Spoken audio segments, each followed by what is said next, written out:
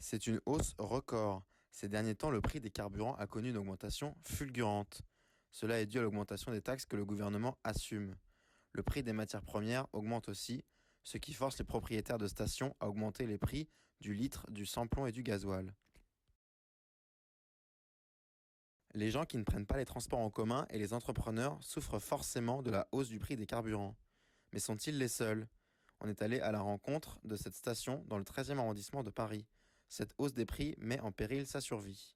Ça impacte comme tous ceux qui viennent en fait, chercher de l'essence. C'est-à-dire qu'en fait on avait déjà moins de clients de toute façon.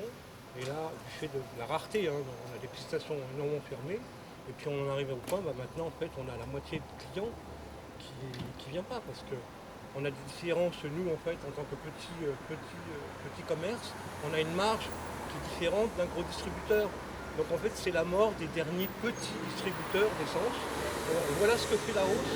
La hausse, de toute façon, toutes les hausses, au bout d'un moment, détruisent des petites productions. Vous voyez ce que je veux dire?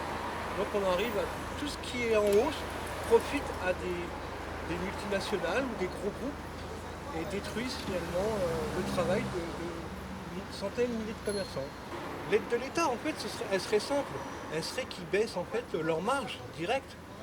Parce que finalement, on sait très bien que le carburant, c'est essentiellement des taxes d'État quand même. Donc même si le baril du pétrole explose, je pense qu'on devrait, pour maintenir, au moins maintenir des petits commerçants. Tout faire pour maintenir les petits commerçants. Mais rien n'est fait. À aucun niveau. Donc on va mourir.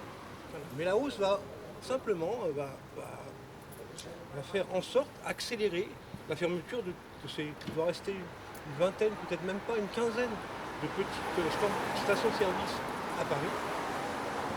Moi, je leur donne pas plus de 5 ans.